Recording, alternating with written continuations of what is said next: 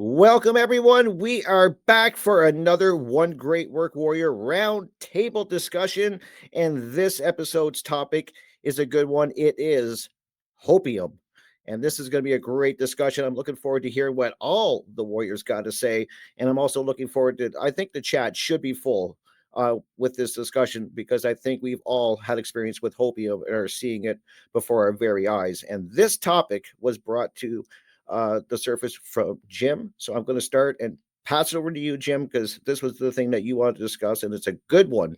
Hopium. Let's get into this one. Thanks, Rick. Um, yeah, Hopium. I don't remember why.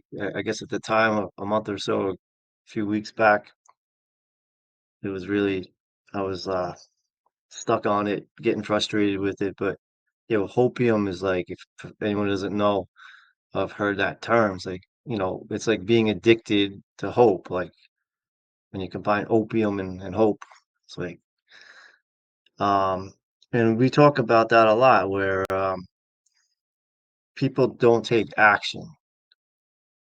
And so many people just hope things are gonna get better.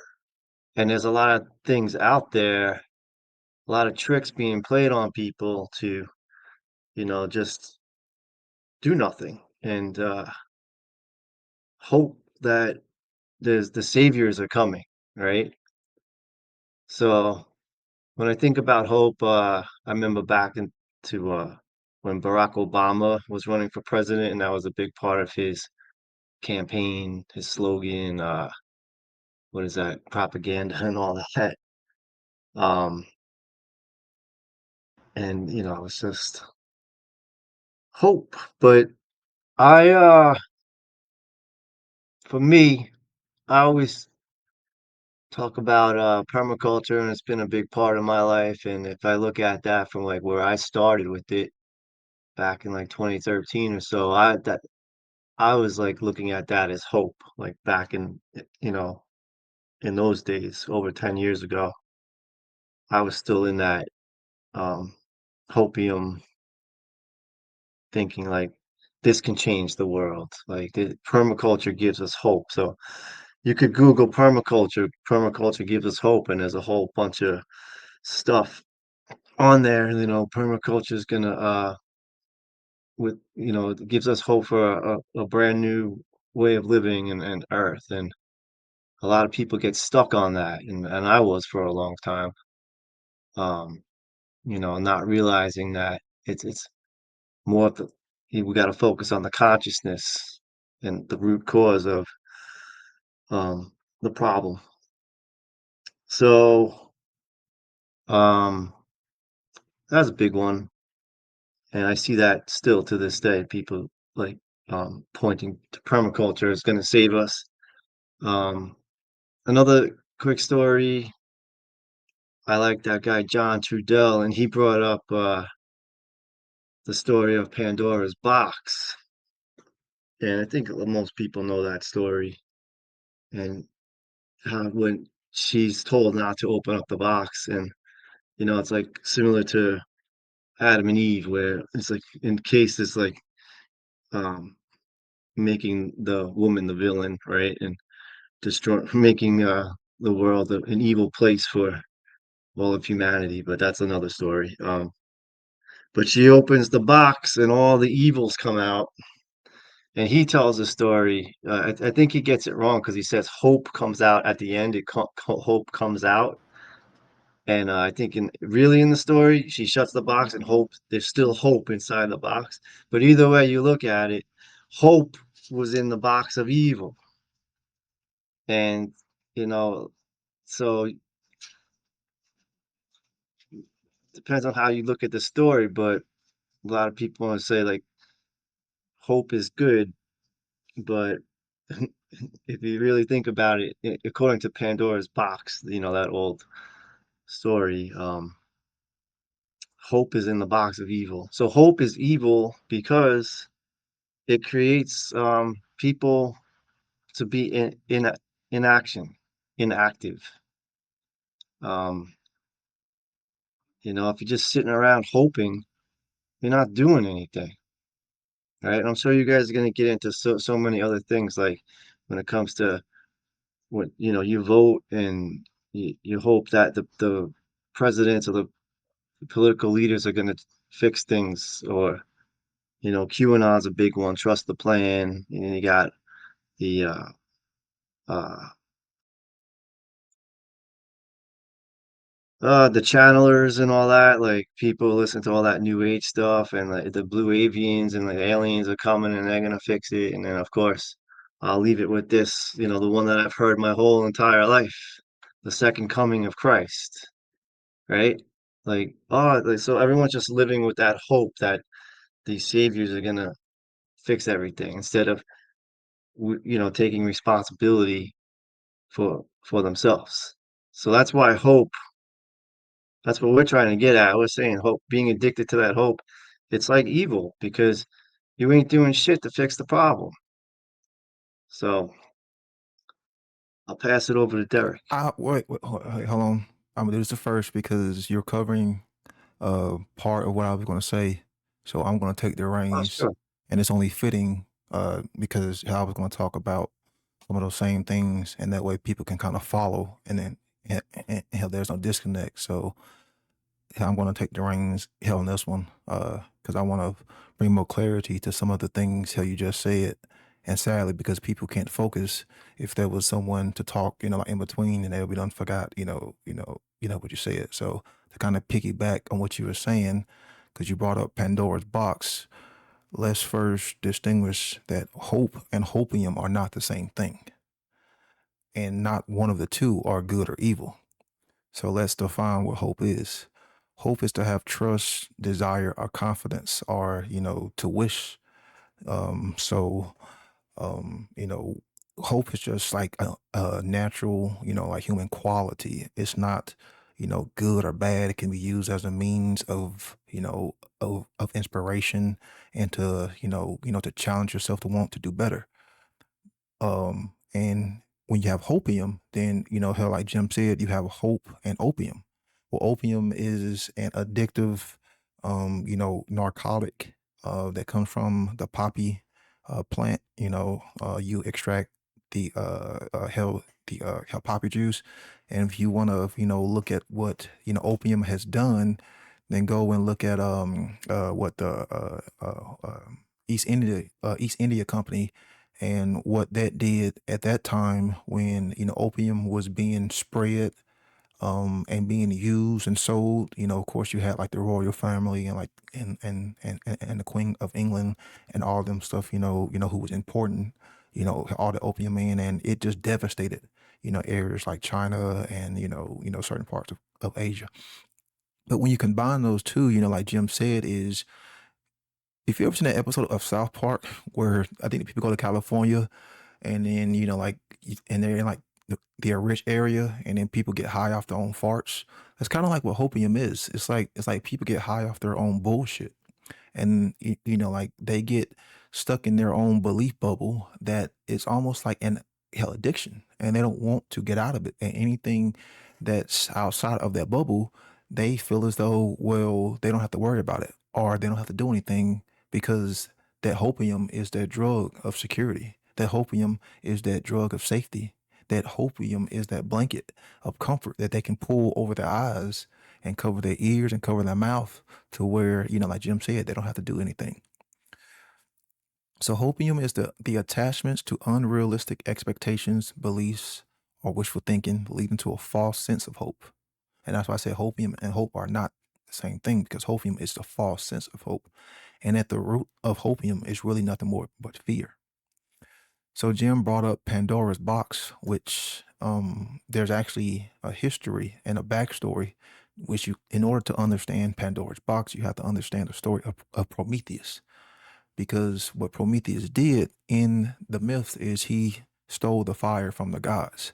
And I'm always talking about, how man is missing that fire, but he supposedly stole the fire from Zeus, and Prometheus knew that Zeus was a very vengeful god. I mean, Zeus was a very vengeful god, and he knew that he was going to want payback. And he told his brother Epimetheus, "Don't accept anything from the gods. Don't accept anything from Zeus. So once Zeus found out that the fire had been stolen, then of course he wanted to punish the humans. He wanted to punish, Prometheus. He wanted revenge. So he sent Pandora to his brother, Epimetheus. And of course, sadly, people don't listen. And he accepted this gift. And Pandora had a box. And in some stories, it's an actual jar, which I find symbolic because a jar is almost synchronistic or, like almost the same thing as a chalice.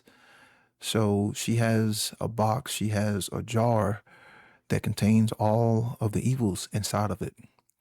And of course, Pandora, she represents the feminine essence because she was the first woman supposedly created by Zeus. So she has that curiosity too, because that is a feminine essence. So that curiosity is what leads to the opening of the jar. And like Jim said, all the evils come out and then they go to close that jar, they go to close that box, and what's left, you have hope. So what I would say, so like what Jim was pointing at, is hope itself may have been the most evil thing because hope is the false hope is what leads to hopium. And when you have that hopium, it does get you to stand down. It does get you to be passive. It does turn you into a little bitch. It does get you to do nothing. It does get you to be a coward. It does get you to, not take right action. It does create, her laziness. It does create, cowardice. So, in that mindset, you don't want to do what's morally right. And even if there's a crisis put in front of you, if you're in that state of hopium, you just think you're good, because you'll be saved, you'll be rescued by whatever form of hopium or, whatever belief or wishful thinking you have attached to. So hope itself is not good or bad, but hopium is the problem because it kind of leads also into blind hope, where you just start, blindly hoping in things and you haven't put any substance or research, behind it, then that right there is a problem. And just like Jim said, in this so-called, you know, uh, freedom, false movement, you had things like QAnon, where people was putting hope, like into that. Well, where did that get us? More statism, more slavery. You had the white hats in government, that was going to come and save the day. Well, where's the evidence of that? What politicians have been put in jail. What happened to all of uh, Jeffrey Epstein's friends. I thought they was all going to go to jail.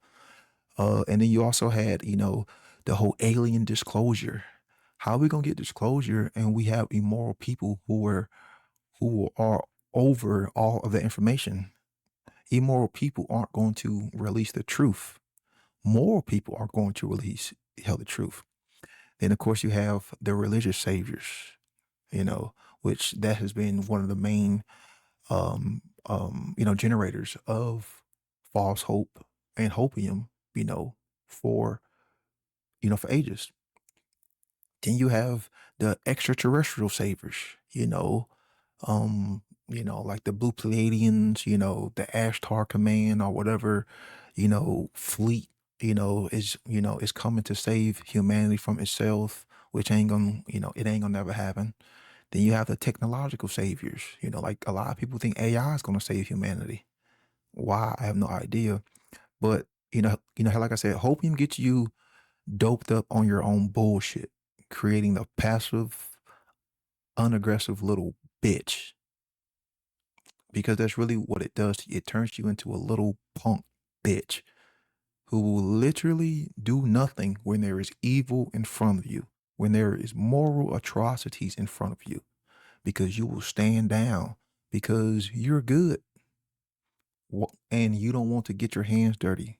You don't want to get your feet wet because again, that means you will have to be pulled out of that comfort zone and step into the realm of being a true fighter, a true lover of doing the right thing.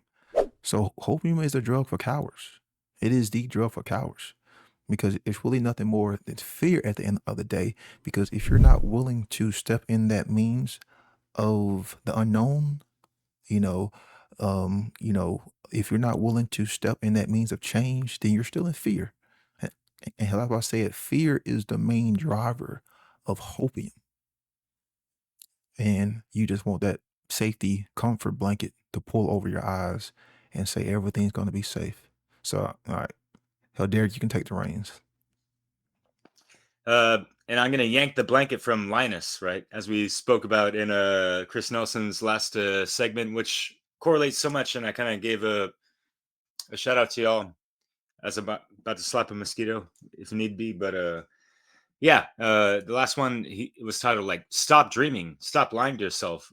Tailing off of that, and that's what people need to do and all that stuff. But I'm gonna get back into that towards the solution and of things, but in regards to the end of all evil and all that stuff. And Jim and Brandon, you guys mentioned that up in context. And hope. It's such a 4-letter word, right? Just how things can be perverted, kind of like love and all these things. But evil, I'm counting 4 letters as well. And how to flip the script on the inversion of that to bring more life into this evil devilry that we're, up against it in the Matrix, right?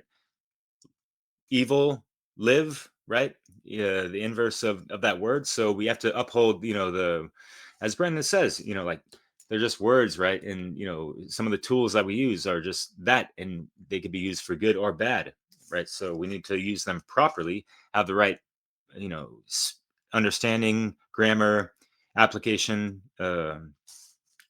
articulation to these things. Yeah. Whew. Inhale that good shit, huh? Not that doped up opium, hopium type of stuff. That can be quite innocuous, contagious, euphoric, with the downsides of passivity and just being kind of stagnant and kind of just sidelining or thinking, like as y'all brought up, with the savior programmings, and the saviors come in many flavors, right?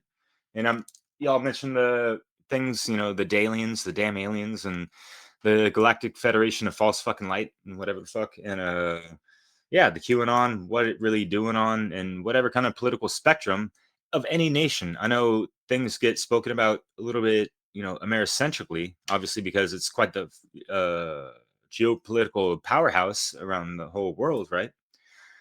But yeah, but there's also just the infotainment aspects, and people thinking that they got that instant gratification, they know things, and all of a sudden, because they know stuff, and like, oh, they're pointing the finger at the bad guy, that's gonna like automatically solve things when they haven't solved the issues within themselves. They haven't dealt with the biggest enemy that they're going to face in their lives, which is inside, and doing that shadow work and the inner work and all that stuff that's going to be propelling you to be, having that phoenix rising to be the master builder of your life. Damn, these blood sucking guys are sorry. Like, we're in the heat of the summertime, so it's kind of like that. Sorry. But yeah, the new age grifters. How many influencers are there right now where, hey guys, just do this, and oh yeah, by the way, this video is sponsored by who gives a motherfuck, all this shit, right? And yeah, all the religion since, over 2,000 years ago. We're still waiting for Jesus to come back, right? But in the meantime, no one tried to resurrect the Christ consciousness within themselves to manifest that in the world, in their immediate surroundings, that kind of stuff. I'm sure people have in certain areas, but it's just, obviously all the Armageddon software and the scripture programming runs millennials deep. Yet what runs even deeper is all these Palladians and other, new age notions of, all these factions are, helping us and just channel more of these, ascended master archangel motherfuckers, when they've had, more than 2,000 years to come and save our asses, and they're helping out the Loosh factory. So way to go, don't invest your fucking time and energy and loosh into that. Cut the parasite off. All right. Cut off your prescription of any kind of hopium that you might be involved in and all these things, right? So these hopium suppliers, right? They could be in the form of sirens, jesters, or friars, like way back in the days, yeah. The village idiots even like. And obviously in the mainstream media, we got the talking heads, some of the pundits, and especially the people's champions, right? All the celebrities and all this stuff. Did a great show with Cynthia Mitchell as far as celebrity worship. You know, but this is a little bit of a different side of how we always talk about. I wouldn't say always, but a lot of times in the conspiratorial realm of things, we talk about how, and it's totally true, that they pump a fuck ton of fear, 24/7 in so many different ways. Yet on the flip, they're pumping a lot of hopium as well to kind of counterbalance that. And you could kind of take it to how things are so Hegelian, right? With the problem reaction solution, they're going to fear monger you into all this stuff of that what's going bad, whether it be real, a false flag, or whatever, psyop ish, whatever. And then have hey, we made the people react the way they did, yeah. But we got the solution, so everyone's like, they're already like they got hit one way and they get slapped another way, like hit in a negative fear sense, and then like trying to slap you up with like some fake ass blissed out stuff, which is a lot of new age bullshit does as well, right? Oh, you feeling blissed out because you channeled some 4 or 5D type of stuff. They might have done that, but you're still kind of might get compromised and getting loosed out on the side, and you might want to think about that anyway. So I'm trying to rifle through some of these things because I know we're going to be tailing off on a lot of stuff, because obviously Jim and Brendan, you guys mentioned that. So, yeah, just people have to be mindful. I've had to be mindful myself. I speak about these things with conviction because I was a victim of them, being passive as fuck, thinking like, I wasn't all sold on the 5D thing because I know there's more higher dimensions than that. And it doesn't even matter because what matters is right here in the 3D because this is a very high spiritual dimension where we can master so much and evolve our souls and help this planet, heal and evolve as well. And that's affirmation. That's not fucking, pumping, any kind of hopefulness and stuff. Cause, I feel into these things and, quite deeply and stuff. And there's more to it that it's not just like the feels, but anyways. So, yeah, I like, I'm having issues and I want you guys to find ways for me to correct my speech because it's like like we always have these greetings and or goodbyes whatever like I hope you have a good weekend I hope you're doing well, hey, I hadn't seen you in a while, like I hope everything's all right, this and that, like that's all in good faith. And as Brandon broke it down, it's like you can replace I hope you're doing well with I trust you're doing well in a sense, so if we can kind of tinker around a little bit with our grammar, it could have more of that affirmative, positive effect in a sense, and it doesn't sound so wishy-washy, and hopey dopey, if you will. But I've never like took it wrong when people say like, "Hey, Derek, I hope you're doing all right," and this and that. It's like, "Yeah, man, thanks. I appreciate you even thinking about me like that." So yeah, I hope you're doing all right too. But like, what it really do? So, Jerry, ¿cómo estás? And how do they work that lingo over there? Because over here, mon frère, we say j'espère. I hope you're doing well, and it's kind of like the same usage in French, but there's other ways to say like, oh, good luck, or like, I hope you're doing, or like, have a good day. I hope you're having a good day. You can say, bon courage, just like good courage. Just like sending that out there. It's like good energy towards you, and like you got this, type of thing. But anyways, ¿qué onda, way? Yeah, it's a good question. So, hope in Spanish is esperanza. Now, I'm not too sure how to go into that, but yeah, just one thing I thought of was you can tell someone, espero que estés bien, and that word means wait. So I just wanted to bring that to the table, and yeah, I'll have to dive into that more, but yeah, so I think a lot of us has said to ourselves, it's all going to be okay, and we don't take any action. And yeah, hopium is sort of like copium, and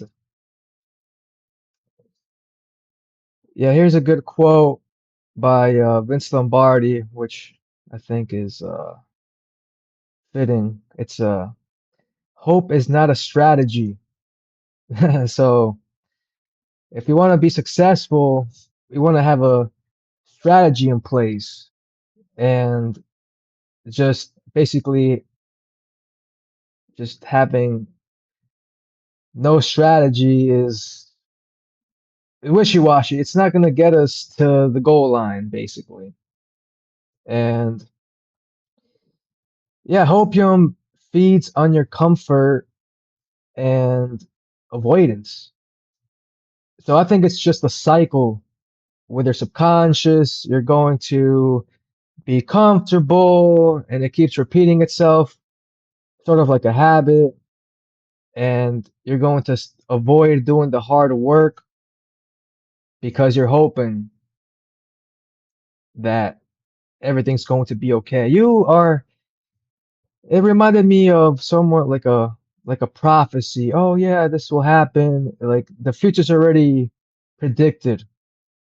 It's like, dude, the future is what we do now is dictates the future.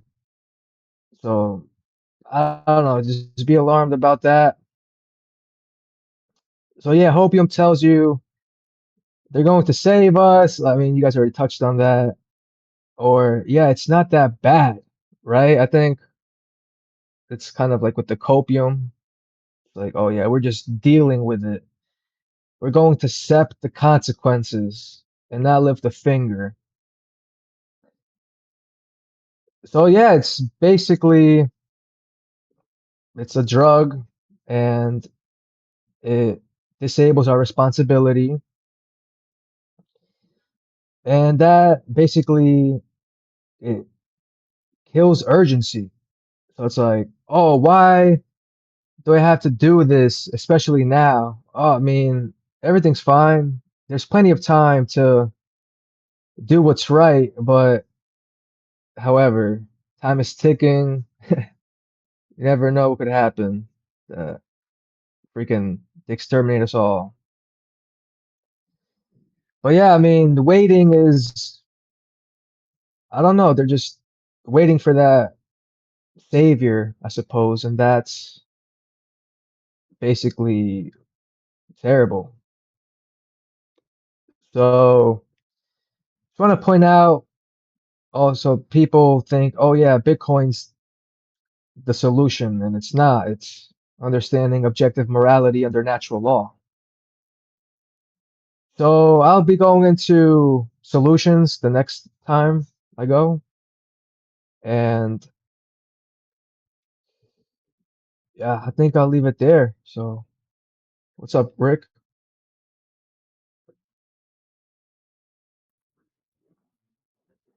I'm actually just enjoying listening to you guys as usual because I learned so much by these discussions, and I find myself looking forward to them. And this was no different.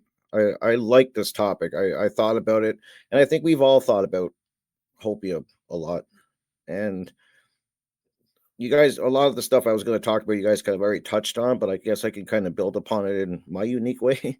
But I think we see a lot of hopium, at least I do, when I speak to a lot of people, and the more you talk to people, you start to see the different things that they that they hope that they're really high on this hopium. And for me, a lot of them are already brought up, but religion is a big one. I've talked to a lot of religious people, and they are determined that to make me believe that eventually, the Jesus, whoever it is going to come down and fix the problem, and we just have to kind of wait, and it's gonna take care. This is what's going to happen, and so I get into some pretty good discussions about that. And then I also, on the flip side, I'll talk to somebody who's maybe, and I've interviewed a lot of people that are really big in the UFOs and the alien thing, and this was kind of already touched on, but then they have the hopium that eventually they're going to make themselves known. Some say they already have, and they're going to come down. They're going to fix all the things that we've messed up over time. They're going to fix it, and basically that's what they're waiting for. And so hope, and then a lot of the stuff that we talk about government. I talked to a lot of people that came and imagine a world without a government, and they hope that eventually, if they just keep voting and they keep getting the right people in, it's going to work. It's going to all fix itself, and we're going to get the right people in there, and they're going to take care of all the things that have been messed up previously. And then Jim said it at the because he opened this up and he said that it leads to inaction. And that is what I think a lot of this stuff, that's the danger of this hopium stuff, is that it puts you in a stand down, inactive state, because you're just waiting for somebody else to fix the problem. And yes, I got some notes here, but I'm just going to spitball because I don't usually focus on notes. So yeah, anyways, I'm going to build off of, but that's what it leads us into this stand down mode where inaction is happening. And to me, that's so dangerous and we're seeing the consequences of people not taking action. And I keep telling people that this is humanity's mess. We made this mess. We're going to have to clean it up. I truly believe that. And how are you going to do that? You have to get the proper information. You have to be care enough. You have to be willing to seek it out and take it in and work with it. And then eventually the action part, take it back, do what we're doing, or find another way to go out and get that information out to people. But I keep telling people, this is not going to just fix itself. There's not just going to be this magic wand that comes over and everything gets fixed. And hope is something that I go back and forth, and I find myself saying this so much. I'm like this drastic pendulum swing at times. Sometimes I think that we're going to pull ourselves out of this, and I'm like, I have hope, and I guess I'm high on hopium. And then other times the pendulum will go the other way, and then I'm like, how I just look at society and humanity and how people are, and I'm just like, I don't think we can fix this. This is my thing that I go with constantly. It's this pendulum swing that I'm dealing with internally and trying to figure out, because I know the answers, and I think we were kind of touching on them. And I'm going to say something that I thought about. I wasn't even sure I was going to bring this up, but I'm going to. When I think of the one great work, I sat and thought, are we high on hopium? The work we're doing. Because what are we doing? Are we high on the hopium because we are thinking that people are willing or even care enough to seek out the information that we speak about, and once again take in that information, do the hard work, and then start speaking about it. And yeah, and care enough to go and do the next step, which we've been talking about, is the action step. Now, what did help me when I was thinking about this, and I put a lot of thought in this when it comes to the one great work, because we're asking a lot of people, and what helped me with that was that I know many people that are doing the work, and that they are um they're taking the action. They're out there seeking the information. They're working on themselves. They're educating themselves, and then they're, in their unique way, they're putting that information out there, and that's the action part. So that kind of gave me, I kind of thought, like, as I was thinking about what I just brought up, I was like, okay, that does give me, gave me some comfort to know that there is people out there doing the great work. But that was just something I wasn't even sure I was going to bring up, but I have to be honest. Sometimes I even wondered, like what I just said. And yeah, I just I'll wrap up with saying I hear a lot of people, and this is something that drives me crazy, and I hear people say that good always wins, and that drives me crazy because I once again I think that's hopium because I truly believe evil can win and is winning because we don't have enough people who care enough to seek about the information out and do the work, especially on themselves, and then go to the next step of taking action. And I just try to tell people, like, yes, evil can win, is winning, and it's gonna. This is once again our mess that we have to clean up, and it's just going to take hard work, and people have to start realizing that this is hard work.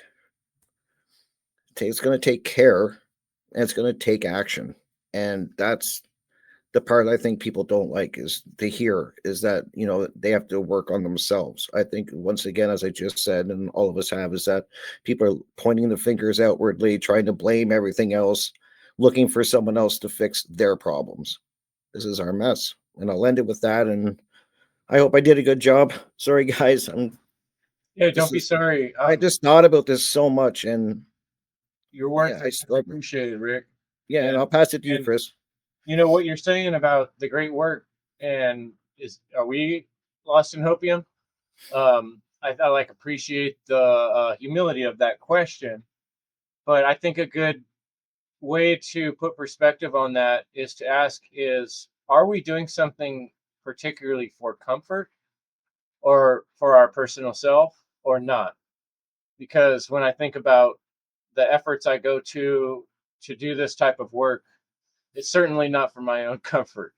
Hmm. And if I were seeking that direction, it would be easier to not do a lot of the things we're Right. doing. And I think that's a good way to ask that question.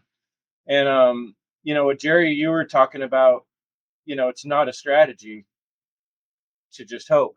And I think that's a good way to describe that fine line between, as Brandon said, hope's not necessarily a bad thing. When it becomes a bad thing is when we're using it like a lifeline, like a drug, and a habit strategy, like you were saying, which is also a self-fulfilling prophecy term that's used that I thought of when you were talking, Jerry. And Derek, you also talked about a pendulum, and that made me think of something I wanted to comment about the Masonic tracing board, lower consciousness being the black and white squares, the unwillingness to ascend to the higher level of thinking, to recognize that I'm not the only person in the world. I don't create reality, and ultimately, um, the one other thing I wanted to comment on was, Brandon, you were talking about the shape of the jar, and it occurred to me that could also be a womb. And being born into this life is this possibility of all these evils to happen, for us to experience all these evils that could happen potentially. And so coming out of that cup, out of that womb into this life is our opportunity to discern here in this situation. So I was going to just start with a little allegory. I had this dream quite a few years ago, and it's really stuck with me. It's kind of like a scary dream, like a horror dream, but it was like a fun house. It was like I'm coming up these stairs, and every step in front of me is like a block, and they're all different colors, and they're shifting around, and you don't know if there's going to be something to stand on or it's going to disappear and be a hole in the ground. And it's like no two colors are the same. And so it's a scary freaking fun house, not the one you want to bring your kid in. And it's often occurred to me that if we live in this world with illusions in our mind about reality, it's like that fun house. You never know what the hell color the next step going to be, or there's even going to be a block in front of you to step on. It's all changing at every moment, like that crazy dream I had. And that symbolizes the relativistic view people have of the world when we try to pretend that there's no such thing as being objective, that we don't have the ability to be objective. Obviously, we are living in a subjective experience. We're perceiving things through our senses. And so people think, well, I'm subjective. Everything I experience is subjective. Yeah, that's true. But this is like back to that Masonic going to higher consciousness, recognizing the two pillars, and the ladder of consciousness is recognizing that we all go through that phase in our childhood where we think, oh, when I scream, mom brings me milk, or when I scream, I can get what I want. maybe I control everything. Maybe I'm the only one that's real, and everything else around me is all my dream. And that's basically the essence of solipsism. And everyone goes through it in that developmental phase, but then you realize, oh, other people have feelings, other people have perceptions, and we can corroborate and communicate on reality, and they're having a different mind than me, therefore I'm not the controller of the entire universe. And that's like a very like early stage on those rungs of the ladder to realize, oh, I don't control reality. So this is that funhouse that so much people are living in, where they actually think that they can control reality and they can define the rules of reality, or someone else can, for that matter. And that's why, reality is, there's this disconnection, and this disconnection from reality is the hopium. It becomes, you need this drug because you're so disconnected from reality. You need a drug to feel comfortable, to feel safe, and hopium fills that void. But really, like, that type of hopium is reserved in the body for like extreme circumstances, when a bomb hits and you're bleeding out, and then your body and mind will give you fantastical illusions and feelings of comfort so you can survive the night, till you don't bleed out. And so there is a place for fantastical kind of, the body has that function for extreme situations, but if we use it for day-to-day life, just to fill in the void of this funhouse that we don't actually think anything is real, and other people can control reality and make up laws and author reality in front of us at any moment, then we have to be taking this crazy drug to deal with this insane situation. And that's exactly what we got going on. And it's highlighted with devices and media that create synthetic realities within realities, nested realities, which is what kind of what I call the tesseract in the book I'm writing and some of my work. So the goal we need to work towards is human connection, recognizing that all of our lives are relationships, and that um, shared experience and empathy is what forms connection, so we can communicate with people and step out of that false reality where we have to be living on this hopium shit. Because when we're living in reality, we know that our friend right here can help us with something, and we can help them with something, and he can give me some eggs, I can teach him some knife fighting skills, and we can trade and barter and we can survive. But we need each other and the ability to commune with our community to make that happen. And the state system and the authoritarian system, they're going to do everything to prevent that, keep you in that scattered funhouse state of mind. And so thanks, Jim, for bringing up this topic. I've had a lot of fun thinking about it and preparing for this talk. So I'll hand it back to Jim. Thanks, Chris. Yeah, I've been so busy that I feel bad that I haven't spent enough time focusing on this, but there's plenty to talk about. I know for myself, I mentioned earlier about the channelers and the I'll listen to those guys. I'll listen to Bashar and Cryon just to see what they're saying.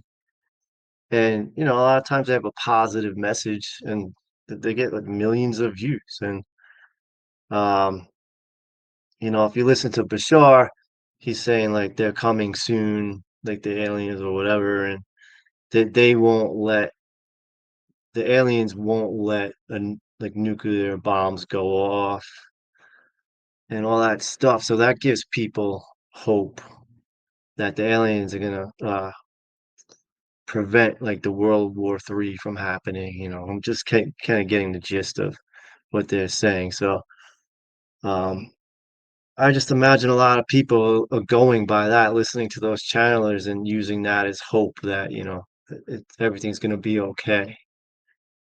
And we, like what Rick was saying, I don't think we are taking action. We know that, we've come to understand that, you know, that if people can truly be honest about right and wrong, and that the more moral we become, the more free we will be, and we can solve these problems with these psychopaths, ruling over us. We know this. And we're not just sitting here hoping that people are going to get morality, right? That they're going to, we know we can't do that. We really have to go out in the world or, you know, put content out there and try to get people to understand that there is truly a difference between right and wrong. Like it's not subjective, that it doesn't change according to your opinion. And that's how these psychopaths get to stay where they are, right? And like we're in this like crazy it's just world keeps getting crazier, but this at this present moment, I think a lot of people are scared. A lot of fear going on with World War III. It seems on the brink, right? Um, maybe people are starting to lose hope, but they're really pushing that fear, and it's all because they believe in those psychopaths, and we can't sit back hoping that they're gonna stop believing in them, right? So that's uh that's where we come in. Um, I hear what you're saying too, Rick, but I don't think we're high on hopium. I was thinking most people are hung over on hopium, right? It's like it's really that's what it is. When you're hung over, you can't do shit, right? Yeah, you're useless. So I'll pass it to Derek.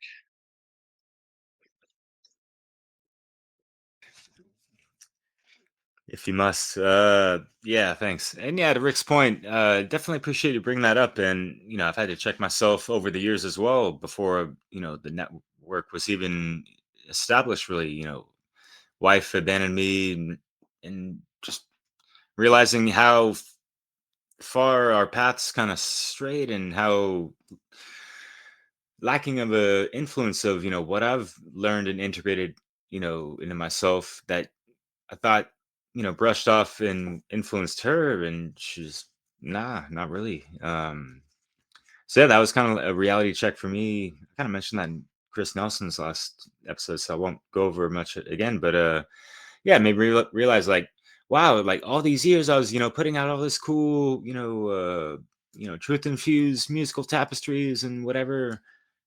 Yet one of the closest people in my life didn't take heed to a lot of the messages and the things I was getting way deeper into just on a personal level type of stuff. And so, yeah, that kind of was like, all right, Derek, you got to stop dreaming now kind of thing. Like, we might have to take a step back, take a knee or whatever and rethink things over. And what else can we do to really step our game up? Because, even today, I don't feel like I'm at my best, and I feel like this might not be a popular thing for me to say, but I'm not a big fan of and it depends on the context sometimes, of course, but when people say, "Oh, everyone's just doing their best," and this and that, I'm sorry, but I'm not a negative Nancy. I try to see things objectively. I don't see people doing their best, even at said level of consciousness that they're at. Take for example, today, yesterday, for the past 2 fucking months working at this place, I say one thing, goes in one ear, out the other. Is that doing their best? Like there's certain protocols and things to be doing, and you keep fucking things up. You're doing the best you can. Thank you so much. It really helps out the whole fucking team. You know what I mean? What the fuck? So not to project all that stuff, but does that make sense? Like, I don't get it. Like, we're all conscious beings. You have 2 ears, one mouth. Use them accordingly. Like shit. Take in twice as much as you're, speaking forth, right? Because there's so much to learn and integrate and experience in this life before you fucking go out and lip service some whatever the fuck. And I'm talking about a lot of these YouTuber influencer motherfuckers making money off the shit who haven't been initiated into the occult or any of that shit. You got that natural law, by the way, motherfuckers? I don't think so. But anyways, keep getting high off your own supply. Stop, peddling out to other people, and maybe check yourself before you wreck yourself with that shit. But yeah, not to be all grandstandish shit, sorry. Have you guys been doped up off that hopium, in relationships, by the way? Because I have, and yeah, there's that hangover too, right? Reality checks and yeah, who's cashing in, but actually who's healing from those traumas and really trying to come better to be their best version of themselves as much as possible, and just like keeping that as your mindful daily operation type of thing. It's like it's so simple, yet it can be so hard because there's so many distractions and overlays and things that are pulling us any which way, right? So I get it, and it's been testing my patience so much, you guys. But here we are, and I'm just trying to do better and come correct and have respect, looking back again, my friend, and just whatever. So this whole hopium thing and like the wishy-washy type of semi-affirmations and stuff, like, yeah, there's like this, like we're casting spells, right, when we're speaking and all this stuff, and like the mental and the body language too, and just yeah, how do we kind of flip the script on just being more, hey, like we're doing this, we're not just hoping it into existence, we're actually manifesting it.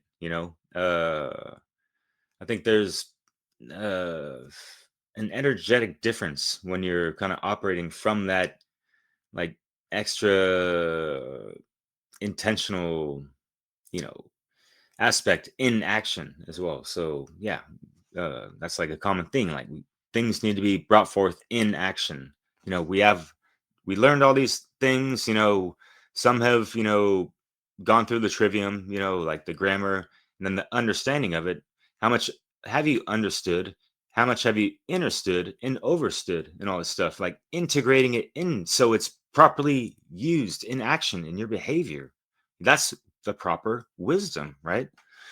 So yeah, we need to act upon these affirmations, not just lip service to them. And I had a video titled like spiritual fashion statements, kind of going over that stuff. I'm not going to bring it up right now because I'm about to pass the mic. But yeah, it really boils down to not living on the plane of effects, right? Being the cause point, and understanding the causal factors of things, like the hermetic principles, causality, cause and effect. Featured Brandon Spencer in a really cool short reel, by the way. So yeah, with the great work Launchpad that Chris Nelson has been putting out, stop lying to yourself, stop dreaming. Let's step into our empowered, being. Being a human, but a human being in a human doing as well, I guess. There's a funny, oh my God, like, you remember that on The Simpsons? Yeah, anyways, it was the best of times, it was the blurst of times, right? So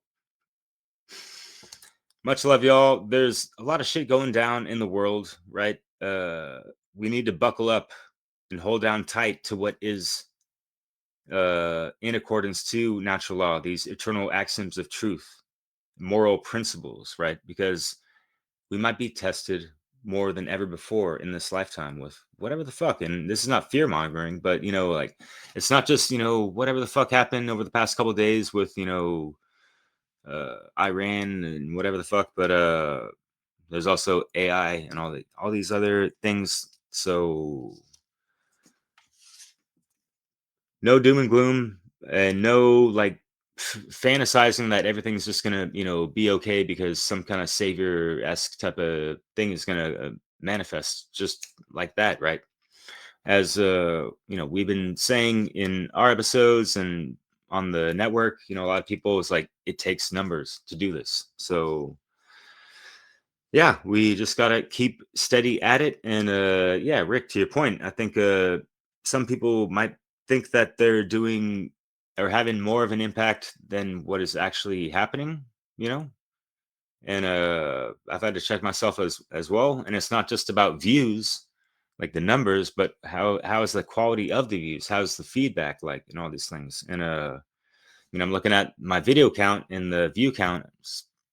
Just things just don't add up right. But so I'm not like trying to lie to myself, like, wow, yeah, you put out all this work, yet who's actually watching it? Who's actually valuing it and benefiting from it, and actually learning about all the other people that I'm featuring and trying to key people into, right? Because it's not about me. It's about it's not about us, right? It's about what we have been aligned to and are portraying, right? So it works for us, it can work for y'all, and this is what this whole freedom under natural law movement is about as well. So check out that funnel conference. And Brennan, thank you. Hell, there was an old joke. Hope. Hey, what's a number, man? To get on, what Rick said is, when you're dealing with hopium, you're lying to yourself. That's not what we are doing, because in order to, do this kind of work, have the great work, is of course, it starts off internal. You doing that hell internal work to fix yourself. And of course, the first step to help initiation is to stop lying to yourself. So, when you look at hopium and how it is the attachment to unrealistic expectations, beliefs, or wishful thinking leading to a false sense of hope, like everything that we are talking about is in realism, dealing with truth. So these are real life expectations, or things that people can incorporate and do, that any human being on the planet can do. We're not asking them to go out and lift a ton. We're not asking them to take shit and turn it into gold. These are real life things that the individual can accomplish and do. Any individual. So these all fall into the realm of being real. So no, we are not involved with opium. Now maybe there may be some people who start off and they think that they're going to, blow up and get bigger and get more views. But if you were truly engaged and in hell the great work, then you know that the reality of it is most people aren't even going to want to hear what you are saying. Because I don't lie to myself. I don't think people are going to take what you're saying and learn from it. Hell, I don't. And that's also the reason too why I've always said, don't believe me, don't believe us. If we are able to reach a few people, you take what we have and you verify it for yourself. You prove it to yourself. You do the work. You go and do the work. Therefore, you can come to that same discovery. So that's a process that I totally understand that most people aren't going to want to endeavor. But at the end of the day, that's still the solution. So if you were giving someone the true solution to a problem, that doesn't involve hopium. Because remember, hopium is the attachment to unreal, unrealistic expectations and beliefs.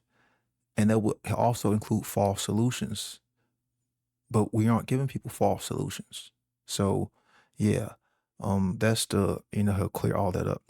And then you can also say that hopium too is also attaching yourself to false expectations to numb yourself from reality and to the truth. Hell, again, that's not what we are doing, because we are dealing with the one truth that nobody wants to hear and everybody wants to run from. That you have to start going within yourself and you have to understand what true objective morality is.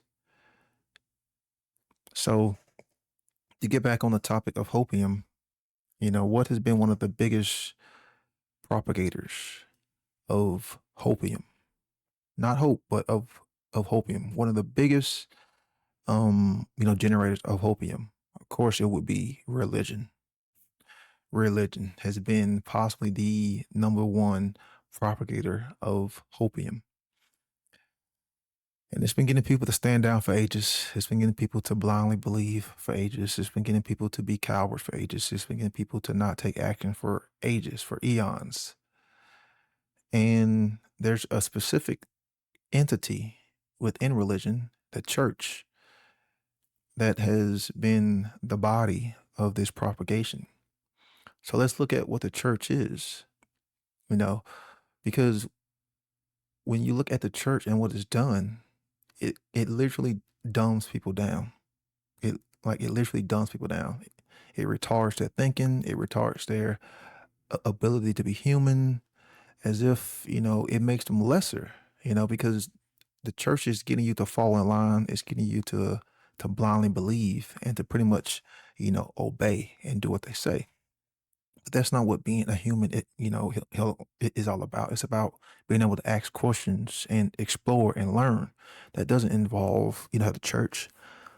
So when you look at what the etymology of the word church is, you get a specific word, Circe, Circe. But this word Circe, when you look at and you explore it, this was actually a minor Greek goddess who was an enchantress. And what she was known for, she would transform her enemies. She would transform men into animals. And this is very symbolic of what the church has been doing, is transforming your consciousness into something lower, into an animalistic consciousness, eroding your ability to truly accurately think, and installing false dogmatic doctrines within you to have you acting and behaving lesser than you actually are. Because, animals don't have the ability to understand the why. They're just a stimulus response. So, when you are involved, hell, with the church, there is no asking of questions why. Hell, again, it's just stimulus response. Hell, they want you to just obey.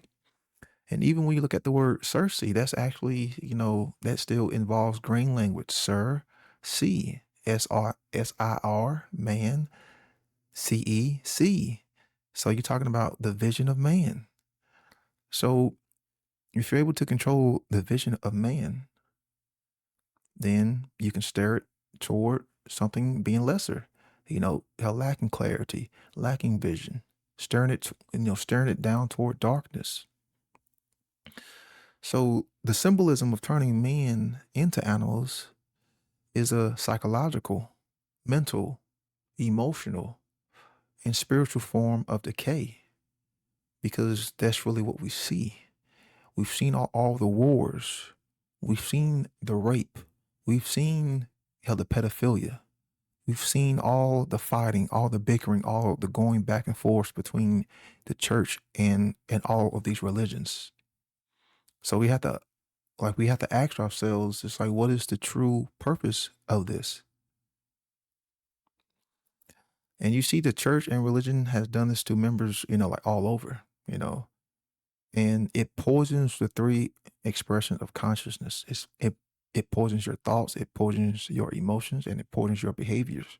And it does this with ignorance, by poisoning your thoughts and poisoning your mind, by keeping you dumb, blinded in belief. It poisons your ability to feel with apathy, and then ultimately turning you into a coward, poisoning your behaviors and the actions in the hands. And this is when man is in the low level form of consciousness as an animal, the beast consciousness, in ignorance, 666, kept repeating. And y'all have also brought up, New Age, BS. This is also another thing that is, help propagating hopium, because there's so many false teachers and false gurus and false saviors and false solutions in that. Because the new age, stuff is just there to play on your emotions, getting people to stand down more and more and not take up truly right moral action, and getting them all into their feelings, so feelings are more important than knowledge and doing what's morally right. And at the end of the day, like the new age BS is, it's just creating cowards to be slaughtered, and that's why it's just another religion, just like how religion and the church has created more cowards to be slaughtered, because that's what happens to cows, and cows is the main root word in cowards, people just waiting around to be slaughtered, you know. It's literally like an animal farm, you know, and just like the animals on the farm, they're just waiting to be slaughtered. And sadly, that's mankind, because I don't lie to myself. Like, I don't think that most people are going to understand this stuff. I really don't. Hell, we'll be lucky if we can reach one person. It's like that's how calcified people's egos are. That's how dumbed down and ignorant people are. Like, we'll be lucky to even reach one person, saying this kind of stuff. Hell, I'm done.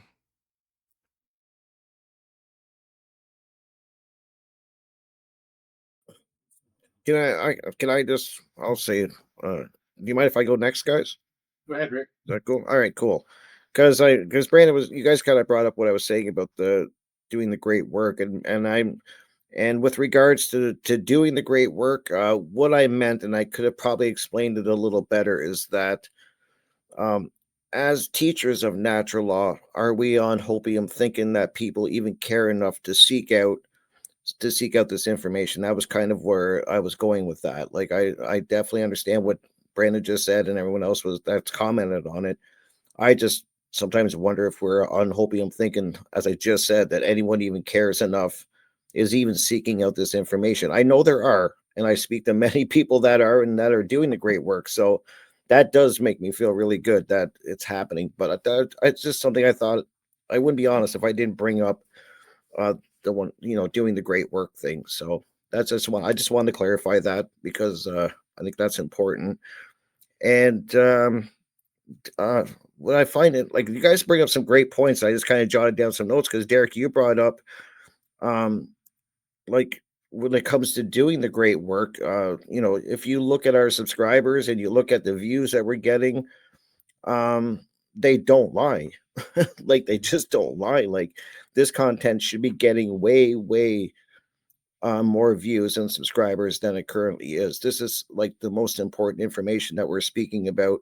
This is the way we're going to get out of the slavery that we all speak about. And the numbers just aren't there. It gets really frustrating at times. And I think we've all experienced that. It's like, just, I don't see the people seeking it out. And for whatever reason that might be. And you're correct too, Derek, when you said that, what needs to change is simple. It just I agree with you. When you kind of break down natural law and objective morality and these things and rights and stuff to people, you start thinking, at least I do. I think to myself, this is so simple. Like, how are we messing this up? Like, and it just seems that humanity wants to learn these lessons the hard way. And if you remember, Brandon, on radio last night, we I asked you about this, and you touched on this, and we kind of talked about it. Like, humanity is just stubborn; they just want to learn these lessons the hard way, and it gets frustrating. So it's interesting. It just this is a really good topic, and I'm glad that Jim brought this up, and we're all discussing it. And I'm just kind of wrapping up. And Chris, you brought up objective morality. I talk a lot about this with people, and this is the one that most people seem to really have a problem with. And that they have trouble with this, and I think it's because then you start talking about accountability, and it really shakes people up, and especially when you let them know that there is rules, natural law. Um, Humanity's got to realize that unless morality starts changing, morality has to change, and no one is coming to save us, as I said earlier. This is our mess. And the more we resist natural law, the more we resisting objective morality, we can just continue to expect more of what we're getting and getting worse, which is being, slavery. You, there's no other way that this equation can work out. And to kind of wrap up, I'm going to wrap up with saying once again, it starts with caring enough to go out and seek out this information, the correct information, internalizing it, running it through the trivia method, and then doing the hard shadow work on yourself. This is the part I think people fear the most, the foundation most people are lacking, and sends people running the other way when they got to confront themselves. And as you guys all said, stop lying and stop bullshitting yourself, because we love to lie to ourselves and we're masters at doing it. And that's something that you discover through the shadow work, that this has to stop. And it starts with the shadow work is the most important thing, the strongest foundation. You have to build this foundation strong, and it's so much based on truth and not lying to yourself. But you think of a foundation. I know, Chris, you do a lot of carpentry work and stuff, and anyone knows. I mean, it's common sense. You build on shaky ground, you build on loose soil, you don't have a strong foundation, the whole house is going to come down. And so I just really seem to be hammering so much on this internal work that people are resisting to do. They fear it, and that's just the facts, as I see them. So I will wrap up with that, and I will wrap up with Jim. When you said Bashir, I've definitely listened to that too, and I got caught up for a while listening. I love listening to people that are predicting and getting messages from people and channelers and stuff like that. I mean, I'm a sucker for that as much as anyone else. But once again, it's that hopium. It's this, eventually they're not going to let anything happen to humanity. They're going to come and fix it eventually. They're not going to do it right now, but they're going to come around. Don't worry. They're coming. Just a little more suffering, a little more what's going on, and then we'll get there. So I just want to bring that up because I have listened to him before too, Jim. So hopefully I cleared myself up, and thank you guys for being here and this discussion. I really enjoyed it. I thought about it so much this month. I got a lot going on, and it was a great topic. And thank you all the people in the chat and people that are watching this after for being here. It's important. This is important information, and it's important work. I'll end with that.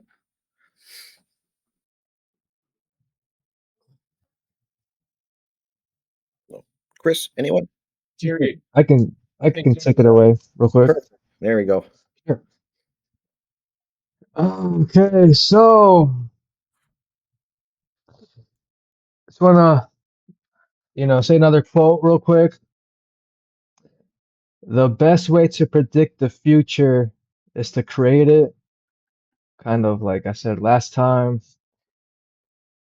Said our actions is what creates the future, basically, right? I mean, cause and effect. So I just want to talk on, real hope, what that actually is, not that bullshit. So that's real hope looks like self-reliance. Like, okay, I'm not waiting for QAnon to come save the day or the superhero with the cap, Batman, nothing like that. It's like I'm gonna fucking get this information and I'm gonna put it out there because it's right. And of course, this one is, I would say, optional, but I do think that success is, it involves teamwork. So it isn't really optional. I mean, we all have to do this. Well, not everyone, but most of us need to really activate and start teaching natural law. And yeah, I just think principles are of the utmost importance because without understanding objective morality and actually teaching it, I think that people will not wake up. So that's why it's important to put the work out. That way, people in the future can come across it and, maybe activate. So, yeah, I mean, action is uncomfortable. It kind of forces you out of your comfort zone, and it's one of those things where it's a gut check, basically. So, yeah, just, you know, face the you have to be honest with yourself, right? Kind of like you guys were saying, like the initiations. Stop lying to yourself. Stop thinking the aliens are gonna come through, save the day. I mean, again, I'm gonna touch on the self-reliance. It's, take responsibility for yourself, for your freedom, for our freedom.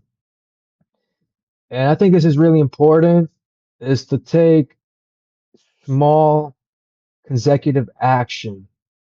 So that will eventually snowball into the great work.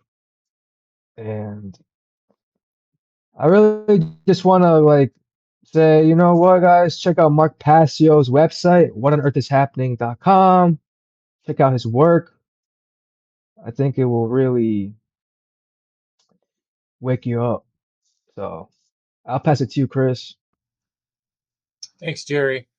And thanks, Jerry, for the work you do behind the scenes for the And Evil podcast. People, Jerry, every week helps get things loaded onto various platforms for the And Evil podcast. He does that from his heart because he cares about getting this message out to people. And that's the type of thing that people can do that aren't public speakers. There's other jobs that, like you're saying, we do need a team. We do need each other. Like the tree of life, we're all connected. And the problem that we're describing is this, the dangerous type of hope that is taking blind leaps without understanding of one's capacity or the context of the situation. And that's really what this is all about.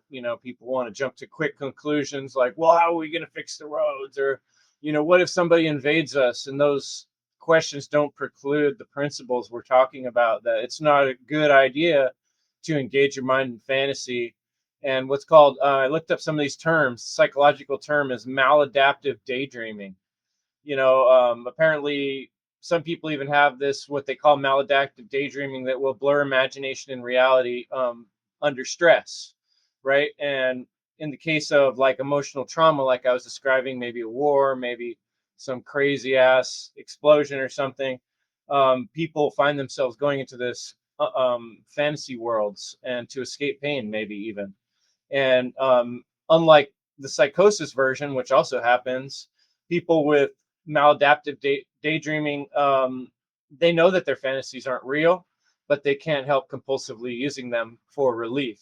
And that's very descriptive of what I see is people seeking comfort in a very uncomfortable situation. Many of us see the ship ball rolling down the hill, and that we're heading towards violence and it's erupting around the world because of a lack of responsibility for moral action and decisions. And yet we're doing this psychotic behavior of ignoring, it's like a child being beaten, children being abused around the world, and we're going to say, oh, everything's cool, we're all right, we're doing good.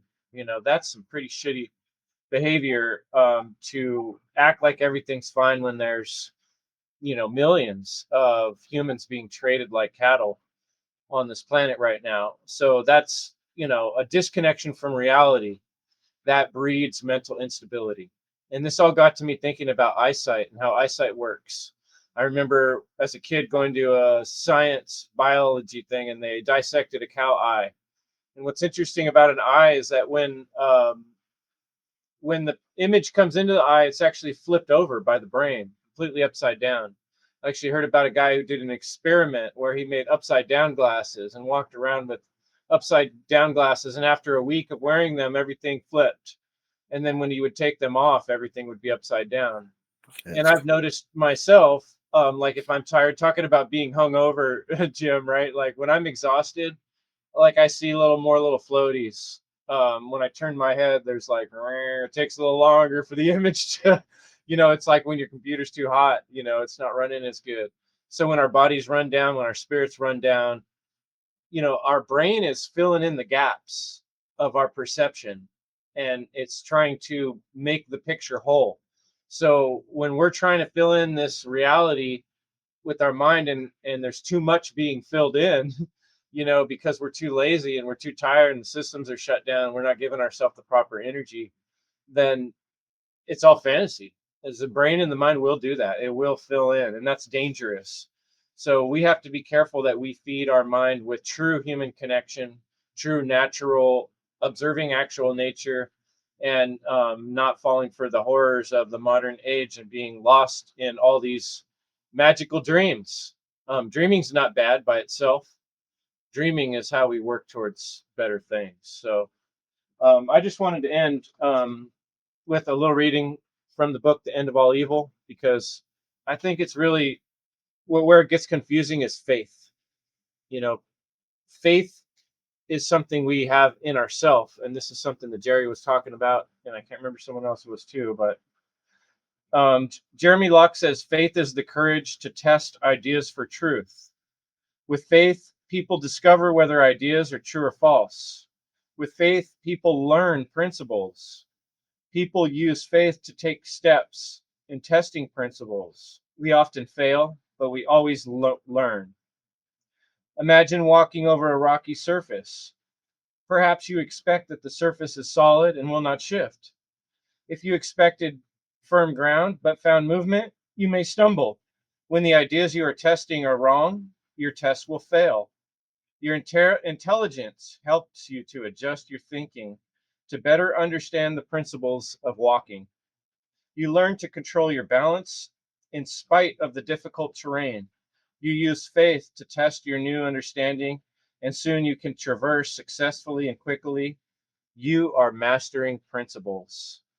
The application of faith to principle brings wisdom. So if you're taking action and you're consciously working on solutions, then you're clearly not lost in hopium. So don't give up on your dreams. You don't need to give up on your hope, but you do need to pursue truth like your life depends on it. Much love, folks. Thanks for another episode with the One Great Work Warriors, and we'll see you next month. And really appreciate this topic and everybody's wonderful contributions. Thanks, Brandon Spencer, for being our star editor. And we'll look forward to seeing how you cut in all the slides in this episode. And good night, gentlemen. Thanks for coming.